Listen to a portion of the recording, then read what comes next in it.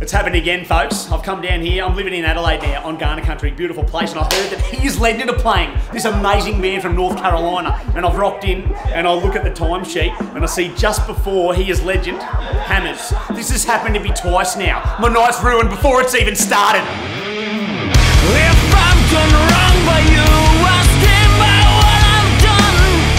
Forgive me, or cut me loose.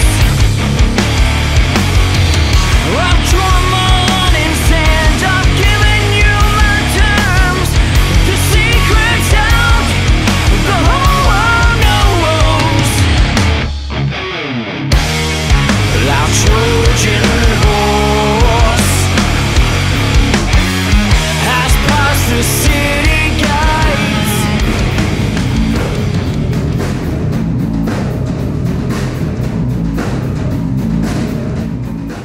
Yeah, the tour's been amazing. Quite the lead up. Obviously, you know, months and months of work to get it all sort of over the line, and yeah, it's just been a whirlwind of amazing stuff. How was your vegan cheese yesterday? Great. With your Vegemite? Great. To be able to come up with something that works for everybody and you know, tick all the boxes that keep musicians happy and still be able to put on some great shows in great places and stuff it's a hard thing to do.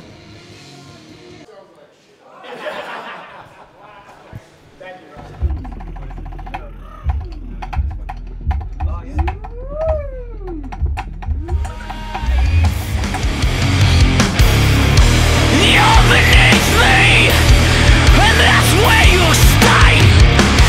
Silent like you're nothing left. Through gritted teeth I bear this. Come back, you dog. The traps are set. Snapping back. This is pretty cool. $2.50 for 3 of these. You're not really a muso unless you do this.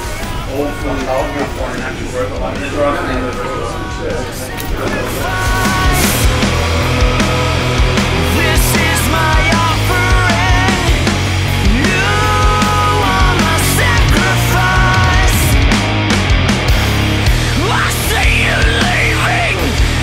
Another dog gone stray. Crazy tools. Left it.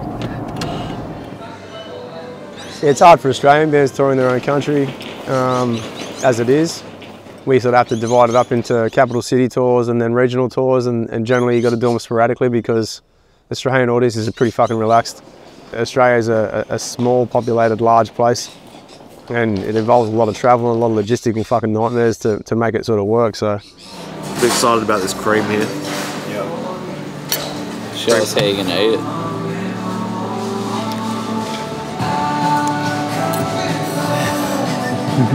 Tour hacks. What do we got today? Tour hacks. Shit, I don't know. Help me out, boys. What's a tour hack? Take a truck with you. Take a truck with you. Yes, take a truck with you so you don't have to have any check-in baggage.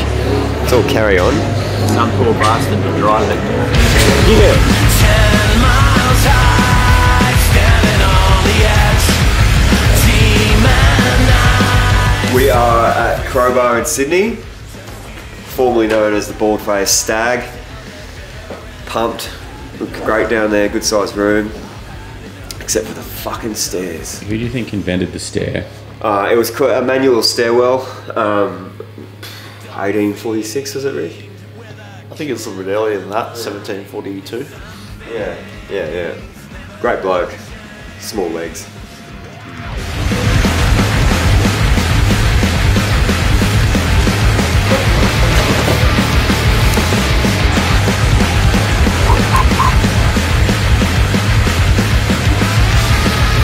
Cathartic experience. You spend a few hours loading in, 20 minutes playing, another few hours loading out, a couple of naps, a few arguments with Rick. 20 minutes playing. Yeah. It's a bit of a stretch there, champion. Or 10. Sydney was probably the show of the tour. It was good to go home and see that people are coming out and frothing. Like that whole setup had a vibe, you know. Crowbar was sick venue to play and the crew were truly happy there.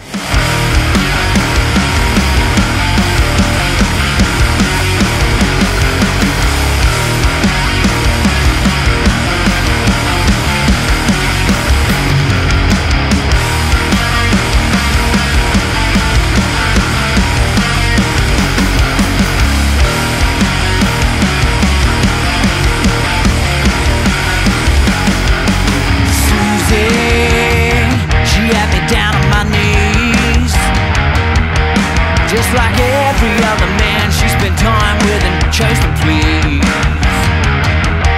She had a body built for ballet, but a voice for rock and roll. And she drank bad whiskey better than most blokes I know. They came from Mars. I mean, doing something like this for us has been a rewarding period because we've got to become best mates with a band that we truly regard as one of the greatest rock bands on the planet. And you can't, you know, that's stuff that dreams are made of realistically. There's no egos or weird shit that's happened, you know, in between. It's just been nothing but love.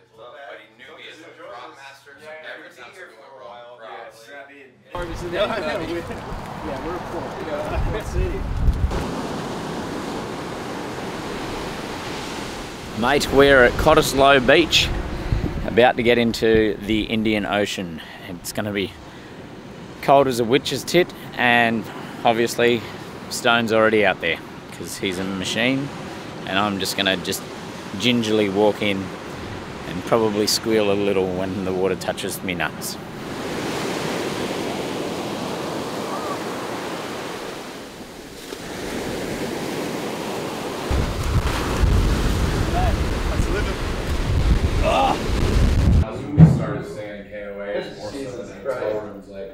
You know, you start a fire, go buy a 50-cent roasting pan and throw tons of beds in there, and then anybody... You know, I've talked with hundreds of bands over the years, and you get along with some, but you don't with many.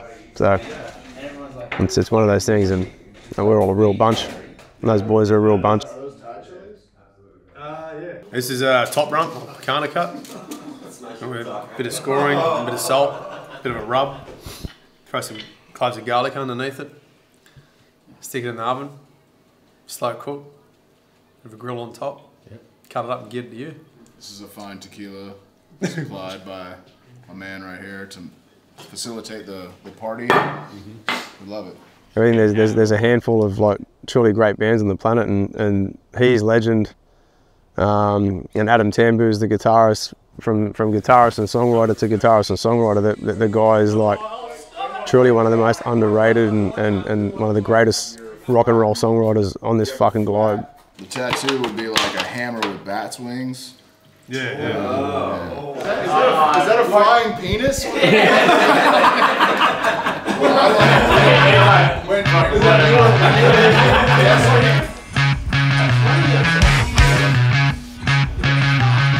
Made my mouth the bud.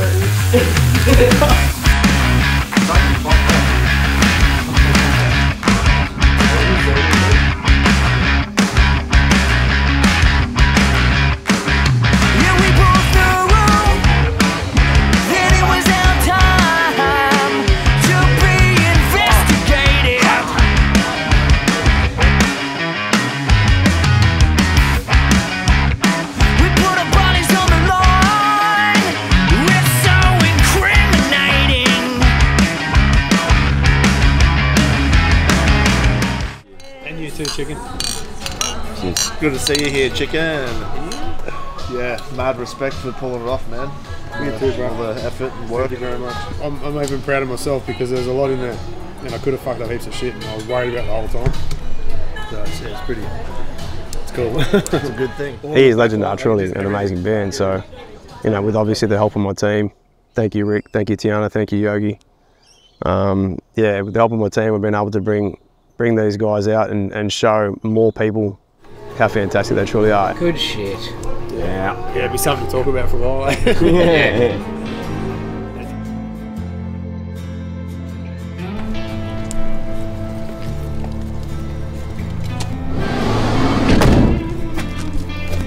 The dream is over. It's been a hell of a time.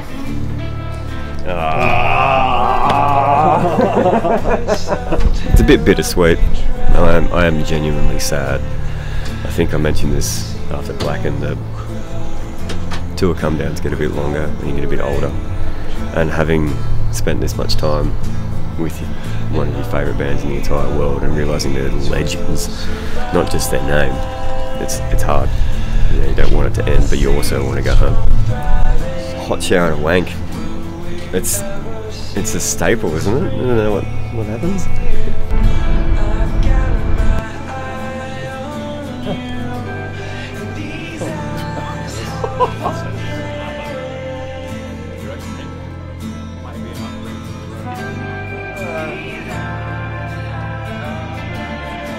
to the boys that have come out here, thank you so much. On behalf of the whole band and myself and team on a business level, you've been nothing but a pleasure to have around and to become friends with. It actually makes me genuinely emotional to think about what we've done here.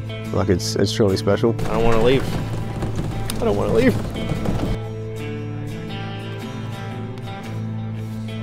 Connect yourself with the earth and connect yourself with art forms and pursuits that are truly full of substance, and fucking get off your machines. Like take time out of the day to put some love back in your heart and your body. And I think just to remind anyone who's a punter or a listener or whatever that comes across this, or you know, is at a show or thinking about going to a show, like, you know, kick in, support the things that you truly love, because complacency does nothing. Like you do nothing, then nothing happens. It's that simple. Bring your asses over to the dirty South. Yeah. Yeah. She is dirty, but she'll get on you. You won't be able to leave. All right, let's go shake this. Share, boys. Nice to see you guys. Safe travels. All right. Man, get him. Shit!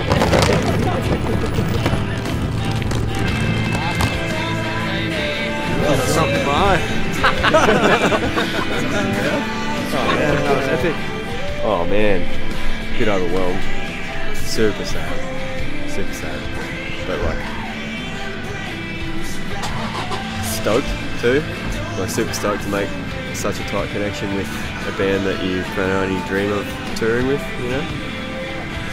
Whew. It's cool just to be able to say that they're friends now, you know? It's rad. That's what music's all about, isn't it?